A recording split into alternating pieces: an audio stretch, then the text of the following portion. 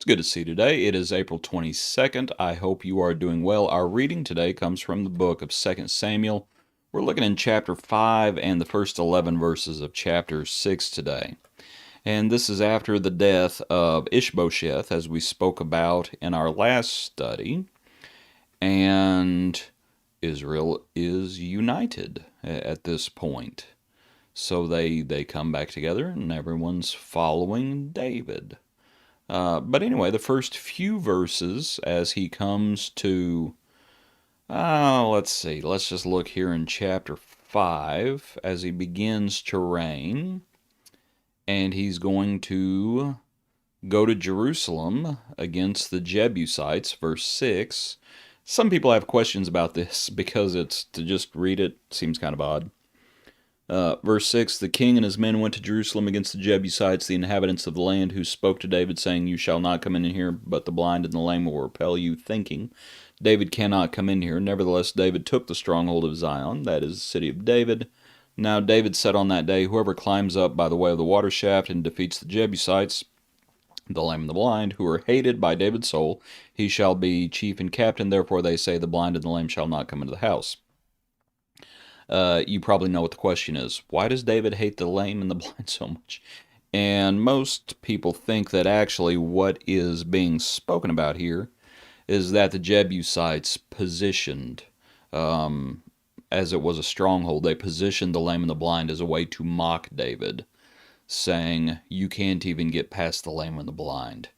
And David did not appreciate their insults, and Jerusalem would be taken. All right, back to it. That's most people's explanation of that passage, but it's kind of odd to read it. Talks about David taking more concubines and wives. I wonder if that's not going to come up in the next chapter, because you remember Michal in the next chapter is going to end up despising him, and she's going to be cursed, frankly, by David. But I wonder if this doesn't come into play here. Perhaps not. But you'll read that in tomorrow's study if you're following along. The remainder of chapter 5 is David defeating the Philistines, where David inquires of the Lord, Shall I go up against them? And the Lord was with him, and the Philistines were defeated. Okay, chapter 6 now. In just the first 11 verses, the ark is brought to Jerusalem. It's the account of Uzzah. So let's just read a little bit. David gathered all the choice men of Israel, 30,000. And David arose and went with all the people who were with him from Baal Judah to bring up from there the ark of God, whose name is called by the name the Lord of hosts, who dwells between the cherubim. So they set the ark of God on a new cart, and brought it out of the house of Abinadab, which was on the hill, and Uzzah and Ahio the son of Abinadab drove the new cart. So they brought it out of the house of Abinadab, which was on the hill, accompanying the ark of God. And Ahio went before the ark. Then David and all the house of Israel played music before the Lord on all kinds of instruments, of fir wood, on harps, on stringed instruments, on tambourines, on sistrums, and on cymbals. And when they had come to Nashon's threshing floor, Uzzah put out his hand to the ark of God and took hold of it, for the oxen stumbled.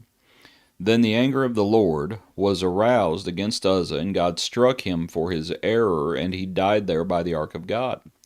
And David became angry because of the Lord's outbreak against Uzzah, and he called the name of the place Perez Uzzah to this day. David was afraid of the Lord that day, and he said, How can the ark of the Lord come to me? So David would not move the ark of the Lord with him to the city of David, but David took it aside into the house of Obed-Edom the Gittite. The ark of the Lord remained in the house of Obed-Edom the Gittite 3 months, and the Lord blessed Obed-Edom and all his household. Okay. Every preacher worth their salt probably has a sermon about the new cart, so I thought we might just talk about the new cart as it is. It was not supposed to be carried that way. The ark was not supposed to be transported that way. And I will say, as we go along, I do think it's interesting that the Lord did not smite anyone until Uzzah touched it. That when it started to slip and Uzzah puts his hand out and he touches it, that's when the Lord struck Uzzah dead. So make of that what you will. My question is, was it just that, or was the Lord not happy with this whole situation? All I know is that the Lord did not act until Uzzah touched it. But we will say in the next few verses, and let me show you, you do see it, and it's not a part of today's reading, but you might notice, and let's see. Look at verse 13. So it was when those bearing the ark of the Lord had gone 6 paces. This is 3 months later, and this is when they do bring the ark out. And all of a sudden we go from a situation where a new cart is mentioned to now we're talking about those bearing the ark. And that is how it was supposed to be transported, with the poles. But regardless, back in the Uzzah account, the Lord does not act until Uzzah touches it. But anyway, to think about the new ark, or the new cart, pardon me.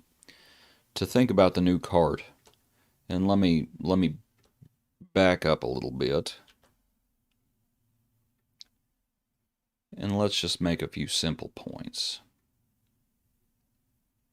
And one is this: that what was happening was wrong, even though leadership thought it was okay.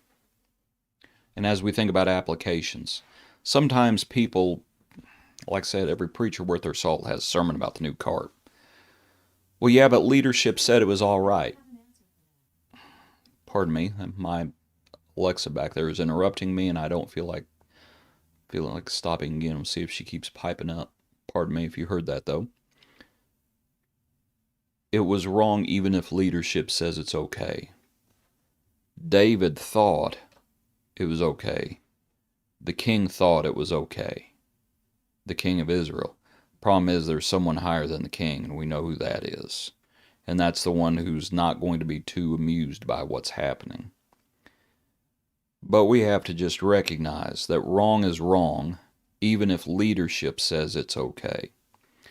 Wrong is also wrong, even if all the people go along with it.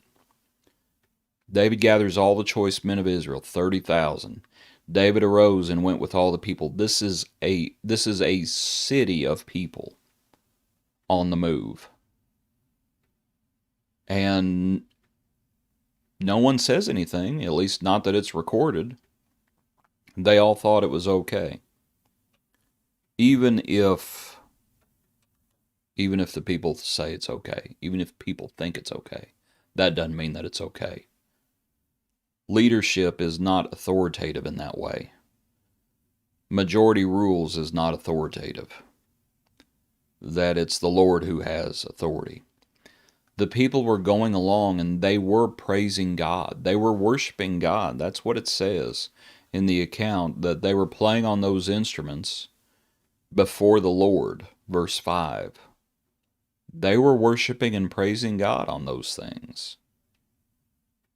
It didn't matter what they were doing, and I'm not referring to the playing music, but what they were doing that displeased the Lord. Their intent, and my point is, I don't think they were intending to defy the Lord, but they are defying the Lord. Sometimes people think that as long as someone is sincere, that everything's going to be okay. Not if you're not obeying the Lord. If you're not obeying the Lord, then you're not obeying the Lord. I think they were sincere in their worship. I think David was sincere in wanting to bring it out and bring it to Jerusalem. I think the people, as people are praising God, I don't think there's any need to question their sincerity. But just because the people were sincere did not make it right what they were doing. And when they bring it out, as you do tomorrow's reading, as after 3 months, and you can tell God is going to be reverenced, and they bring the ark out, and I believe it says in the account, after 3 months, And so it was in verse 13, when those bearing the ark of the Lord had gone 6 paces, that he sacrificed oxen and fatted sheep. When they had taken 6 steps, they stopped, no further, and they sacrifice. And when they come to Jerusalem, they offer burnt offerings and peace offerings, and they sacrifice. And it looks like the Lord was pleased with that. But when Uzzah touches the ark, things are not what they should have been. Even though leadership said it was okay, even though the people thought it was okay, even though they were sincerely worshiping God, it's not what it should have been. And the Lord was not pleased. Hope the study's been helpful for you as we make applications to our own lives, as we strive to be pleasing to the Lord in our own lives. Appreciate you. Hope everything is going well. Hope you join us for our next study.